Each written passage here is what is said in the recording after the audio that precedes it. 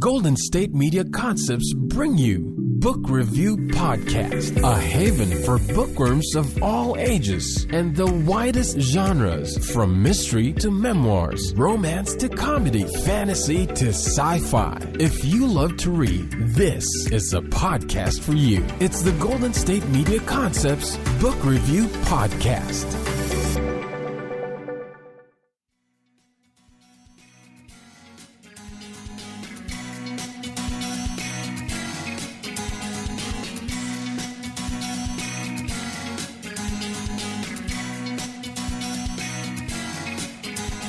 Hello and welcome to another episode of the Golden State Media Concepts Book Review Podcast. I am your host, Sarah, and I am once again very excited to give you another author interview. This week I spoke with author Kellye Garrett. Her debut novel is out. It's called Hollywood Homicide, and this book is so much fun. Let me give you the description from the back of the book. Dayna Anderson doesn't set out to solve a murder. All the semi-famous, mega-broke actress wants is to help her parents keep their house. So after witnessing a deadly hit-and-run, she pursues the $15,000 reward. But Dayna soon finds herself doing a full-on investigation, wanting more than just money. She wants justice for the victim. She chases down leads at paparazzi hotspots, celeb homes, and movie premieres, loving every second of it, until someone tries to kill her. And there are no second takes in real life. So that is Hollywood Homicide. It is the first of 3 books being planned for this series, a Detective by Day series. And it's, as the description says, it's a mystery. It is one of those fun mysteries where the main character isn't a detective. You know, as it said, she is an actress. She was a commercial spokeswoman, and we'll hear more about that when I speak with Kellye. And she is unemployed, and she's trying to find work, and she kind of stumbles across this opportunity to solve a mystery and get the reward money if she calls in the tip line. She has absolutely no idea what she's doing, and yet she is determined to solve this murder. She's determined to eventually not only solve the murder, but get justice for the victim. She becomes emotionally invested in the murder, even though she didn't know the victim personally. And it's just this story of her kind of stumbling through this investigation and trying to figure it out. And in the meantime, we get this kind of inside look at Hollywood. She is a retired actress. She's no longer acting. Her friend and roommate is wanting to be famous. She's kind of in that reality kind of portion, famous for being famous. That's what she wants to do. There's another friend who was a child actor, and her twin sister still acts, but she doesn't. So that's an interesting dynamic. And then their friend Omari just got a series on CBS. So you get, and Kellye talks more about this in the interview, but you get these different insights into Hollywood and what it's like. So I thought that was really fun. It's a different world than the one I live in, obviously, but the story itself it's full of heart, it's full of humor, it is full of these great characters that you enjoy. I'm excited that there's 2 more books, because that means that I will get to know these characters better. I will get to find out what happens next in their lives. If you listen to the podcast before, you know that I'm the type of person that wants an epilogue that gives you every detail that happens to every character for the next 30 years or 50 years or until they die, really. I just want to know.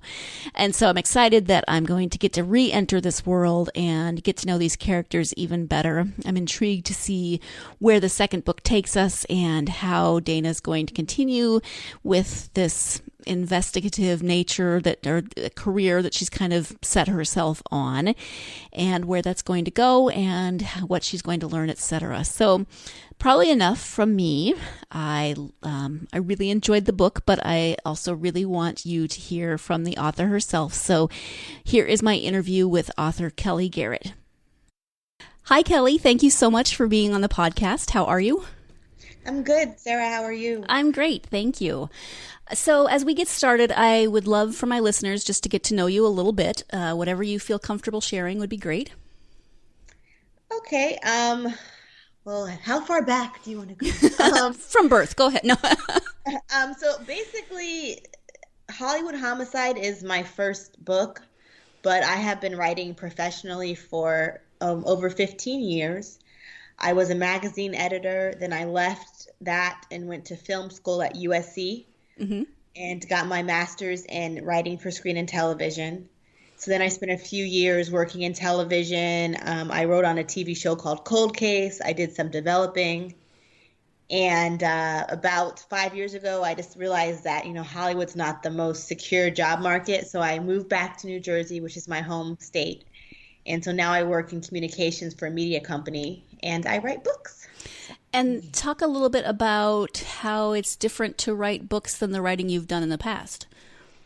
Okay. Do you want to talk maybe I'll do television. Okay. Yeah. So with television, it's what they call a writer's room. And a writer's room is basically, it's a conference room and about 10 or so writers who are on the staff for the show, they just sit in the room and they eat snacks and they just discuss literally from 9 to 5 what happens in that week's episode. Okay. And they figure out when I say every plot beat, they figure out every plot beat. And once after that week is done and they have the plot, usually it's written on a whiteboard at a good place, one writer will go off and write it. And then the next week they do the next episode. So it's so funny. I always think it's hysterical that I guess it's the same with magazines and books too, but so many man hours go into creating a television show. You have the writers and then you have shooting it and you have people who work on costumes and everything else. And the show's like 30 minutes, a half hour, an hour, and so people like dismiss it like right away. Like, oh, that was a good episode or that sucked. But, literally people work so hard on it. Right. So oh, wow. TV is such a collaborative process. Then you have obviously writing just books. You're pretty much by yourself, banging your head against the wall, hoping it turns out well. So, the good thing with a book is it's more your vision. With television, it's more the vision of what they call the showrunner, who's the head writer and basically the boss of the TV show. And also the network, like CBS will have notes and things like that as well. Right. So do you miss that collaboration? When I'm stressed out, I do, but to me, I rather write my vision. I think, and I always joke with other stuff too, even with my job now, it's not my vision. So if you want to have edits and changes and stuff, I don't I don't care because it's not my vision. It's serving your vision. But with my book, I feel like my baby, my vision. So I'm probably also a lot more sensitive. I don't read my reviews at all. So sensitive to it because it's my baby and my vision. So yes. Okay. But on the flip side, though, I think I did learn a lot from television. Hollywood Homicide, it's very plot oriented, and I think it's because my background in TV. It's so much about the plot, and I think also with dialogue. I think I'm pretty good with dialogue, and that's again because of my background with television. So. And the setting for it's Hollywood Homicide, so obviously it takes place in Hollywood, and the setting is. Dayna, the main character, is a retired actress, and there are other actresses. So you obviously were able to draw on some of your experience working in that world. I always say with Hollywood, for every Tom Cruise, there are probably 1,000 people who also came to LA and tried to make it and did not. And so my Hollywood Homicide is not about the Tom Cruises. It's about everyone else, and with my main characters, I have 5 main characters who are in every book, but 4 of them were in different stages of fame. Dayna used to be famous. Her contract didn't get renewed for a commercial. She was a commercial spokesperson. Imagine the lady who does Popeye's fried chicken. She was that, and then her contract doesn't get renewed. She basically gets fired, and she can't find another job. So she was famous once upon a time. She has her best friend and roommate, Sienna, who isn't famous but desperately wants to be famous. Her whole goal in life is to figure out how to be famous. Not even acting famous. It's kind of more of a reality. People who are famous just for being famous. Yes. That's kind of Sienna's goal, just to be famous for being herself. Her other best friend, Emmy, was the inspiration behind Emmy is that imagine the Olsen twins after Full House. And if, let's say, Mary Kate wanted to keep acting and Ashley didn't, Right. You know, Ashley hated it and never wanted to do it again. That's exactly what I thought about when you talked about their childhood. So Mary Kate becomes like the biggest star in the world, and Ashley can't leave her house without people thinking she's Mary Kate and making she's skinnier on TV. Oh, she's pretty, you know, things like that. And then the final character is Dayna's love interest, Omari, who just got booked on a CBS TV show. So he's starting his fame. So those are the four elements of fame I wanted to kind of cover with my main characters. That gives you a bit of an introduction to the story and the characters, and I do have to interrupt here for a quick commercial break. As always, we'll be taking our first break of the podcast, but when we come back, we'll be speaking more about the next couple of books in the series and what might be happening and how the writing process is going for Kellye, so stay tuned and we will be right back. Always on the go, but the day just won't be one without your Hollywood fix. Let Golden State Media Concepts Entertainment Podcast take care of that. Jordan and Keith is Entertainment Tonight meets Access Hollywood. I'm Jordan. The guy laughing, that's Keith. Yeah, I'm Keith. An all-inclusive look of pop culture.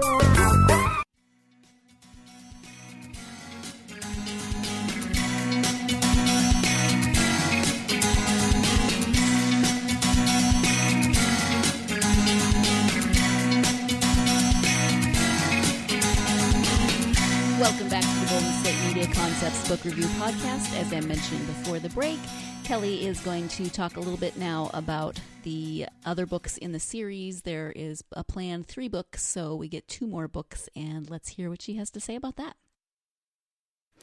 As we've mentioned, Hollywood Homicide is the first in a series, so how are you envisioning this? Do you have a number in mind, or do you have kind of a time frame in mind? I have a 3-book deal, and so the second book will be called Hollywood Ending, and that comes out next summer. And I just turned that in July, and then I'm trying to figure out what to write for book 3, which will be out in 2019. I don't have a title, I don't have an idea, so okay. Pray for me, guys. Yeah, no pressure there, right? That's the other thing, Sarah, that's so interesting is that when you write the first book, you hope, you know, I hope in an ideal world this book sells and people will read it. You know, it's kind of like you're in a vacuum. But with the second book, I was writing it and I'm like, someone's definitely going to read this. You know, it might just be my mom, but someone is definitely going to read this book.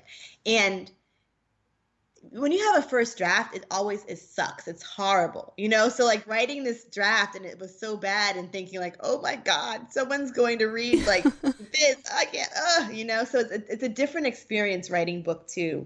People claim that the second book's actually the hardest to write. They say book 3 is easier. So let's hope that that's the case for me. Let's hope that turns out that way. Yeah. Yes. Fingers crossed for me, guys. Yeah.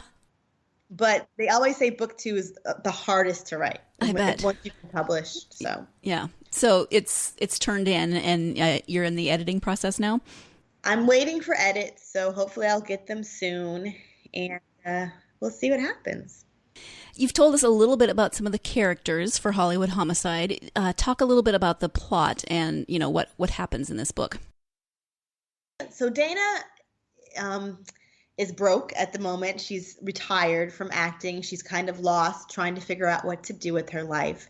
And her parents, who are from Augusta, Georgia, are about to lose their house, which kind of puts more pressure on her to try to get some money. And so she's, I think, at a gas station, and she looks up and she sees, and this is actually what they have in LA. They have billboards saying, oh, we're looking for information on a murder, $15,000 reward. So Dayna sees this billboard and she realizes that she actually drove by this hit and run accident. And her initial idea is, oh, if I can just remember the car, I can tell the police, get the $15,000 reward, and help my family save their house. And of course, that's how it starts. And then of course she gets deeper and deeper into it. And like, you know, she's chasing after bad guys and doing all this undercover stuff. But that's the initial idea for the book. Right. That she just wants to get $15,000 to help save her family. And I love how she's just so excited every time she gets any kind of Clue, she calls the tip line, and she has this almost relationship with the tip line operator. That I just feel like I think if like you and me, we were trying to solve a murder for some random reason, I would be excited. Oh, I'm actually decent at this. Wow. Exactly. I figured something out. Yeah. Exactly. Go me. Right. Right. But she that tip line operator gets more tips from Dayna than. Yeah, I think at one point she's like, she like runs down all the tips that Dayna gave her, and of course it's a mystery, so half the tips. Probably most of the tips are wrong, but she literally like runs them down. She's like, first you thought this person, then you thought this person, now you think this person. Exactly. We've talked a little bit about your time in Hollywood, so I know about that. But are there other autobiographical elements in either the story or the characters? I think when I wrote the book, I was in transition. You know, I knew I didn't want to be in Hollywood anymore, but I wasn't really sure what I wanted to do next. And so let me change that. When I got the idea for the book, I was in transition. So I think a lot of my ambivalence, my apathy about Hollywood, I think kind of comes into Dayna, you know, and I have a love-hate relationship with it even 5 years later with Hollywood. And so I think Dayna definitely has this love-hate relationship that's definitely straight up me putting how I felt in a book at that time. So okay.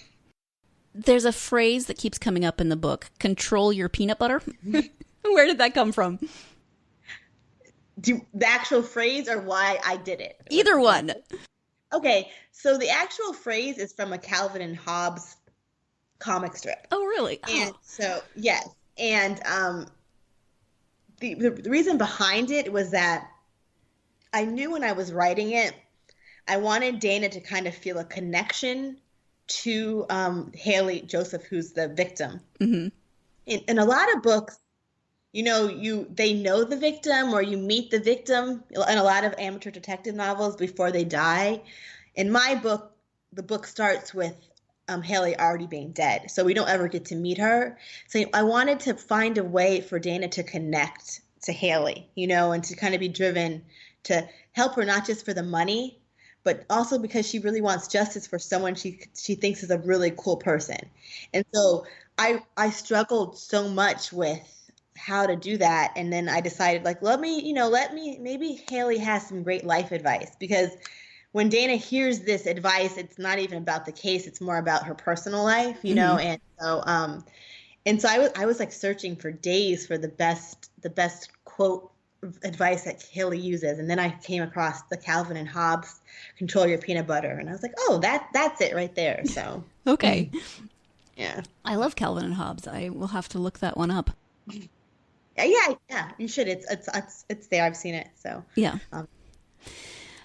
Talk about your writing process. So you said you work in communications, so you clearly have, other things happening besides writing. So what's your writing schedule? Do you have a favorite place to write?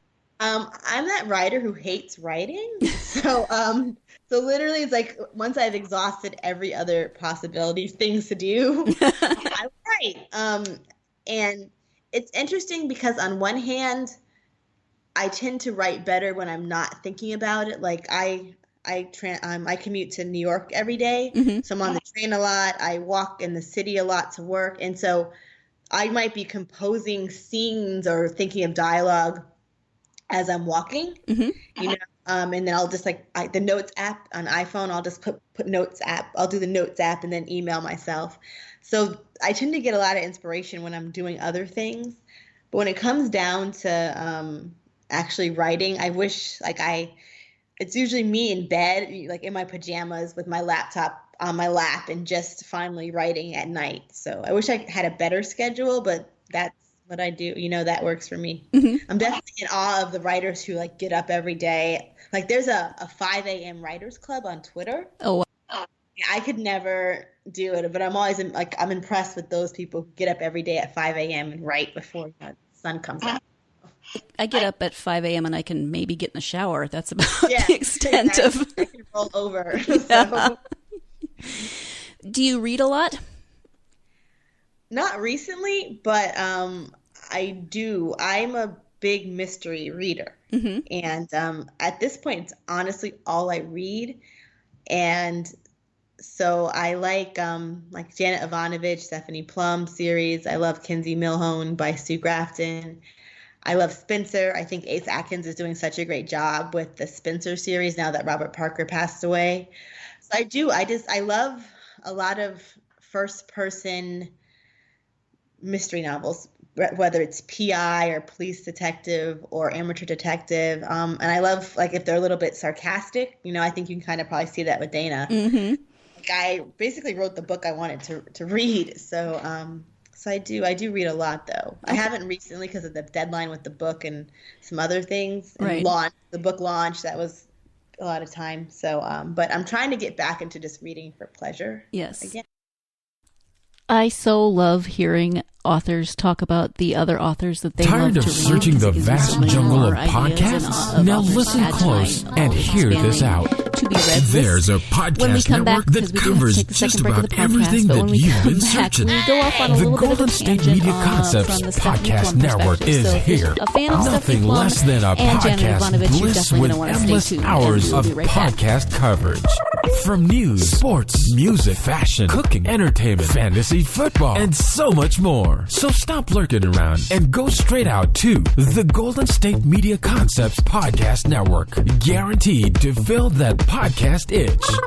Whatever it may be. Visit us at www.gsmcpodcast.com. Follow us on Facebook and Twitter, and download us on iTunes, SoundCloud, and Google Play.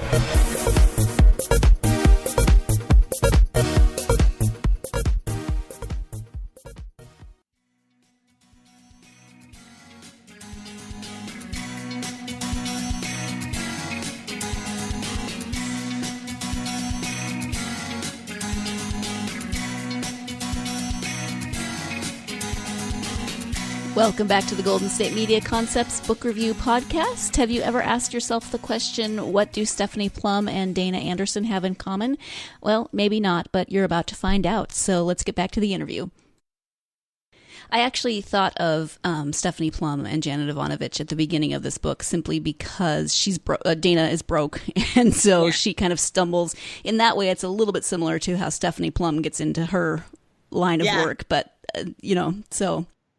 I would just the fact that people think about that, it makes me so happy, because I can remember the first time I saw a Janet Ivanovich book in the bookstore. It was, mind you, I'm aging myself, but I think 3 to Get Deadly had just come out. Mm-hmm. And so I remember just seeing it. And I was like, what is this book?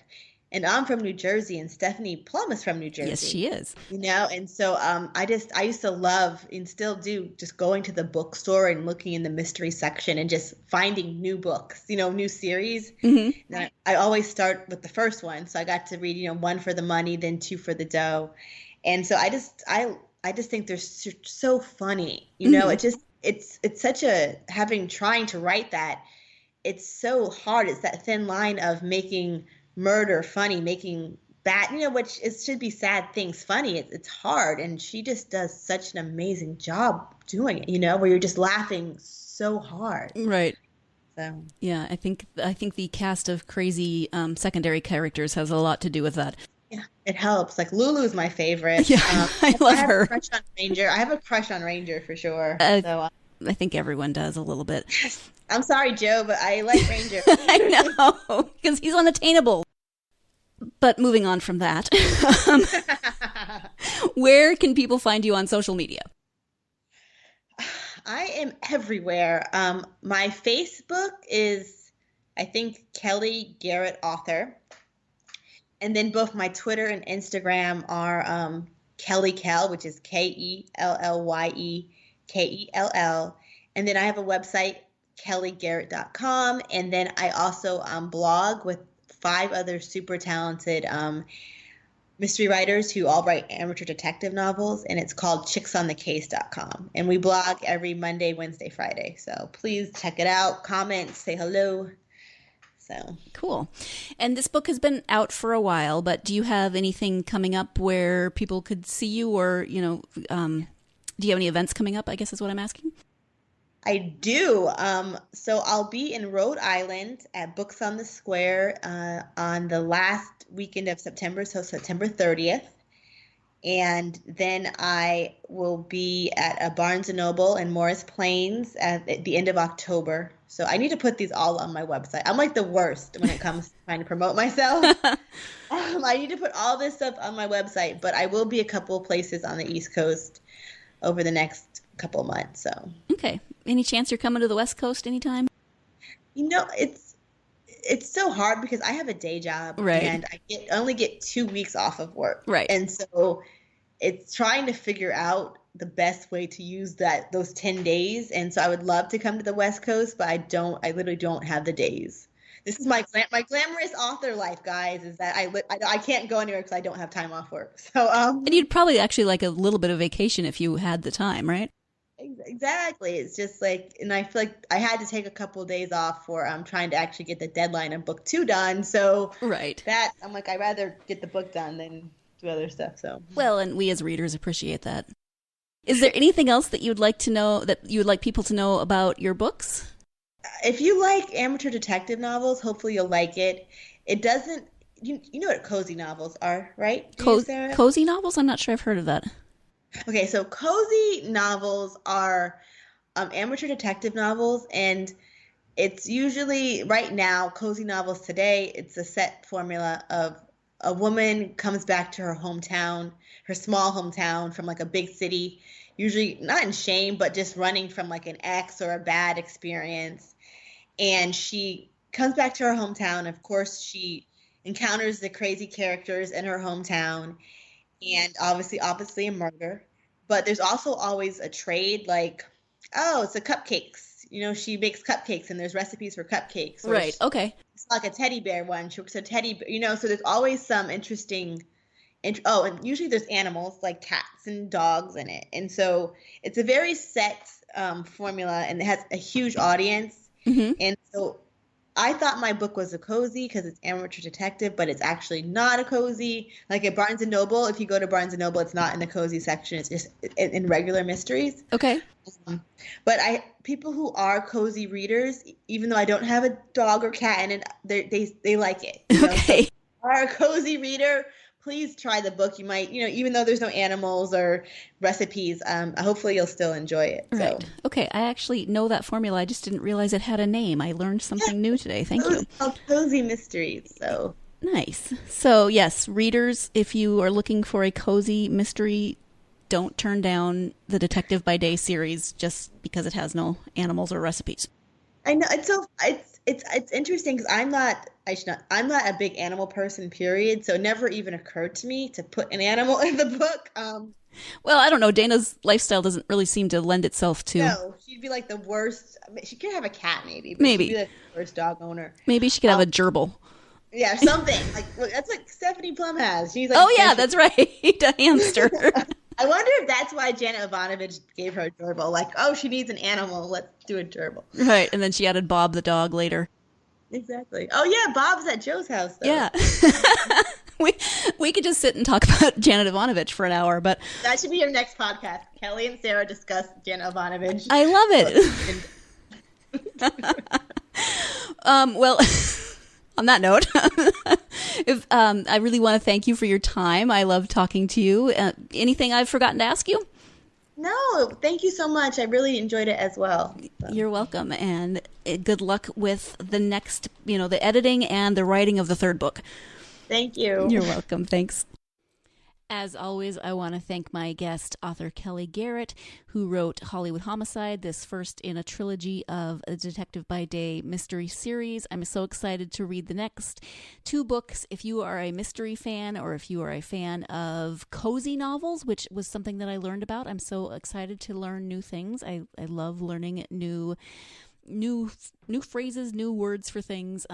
That just makes me excited because I'm a total book nerd. So if you're a fan of mysteries, if you're a fan of cozy novels, if you're a fan just of fun books in general, check out Hollywood Homicide, and then when the second one comes out, you'll definitely want to pick that one up as well. So thank you once again to Kellye Garrett for joining me in this interview, and thank you, as always, for joining me to listen to another author interview.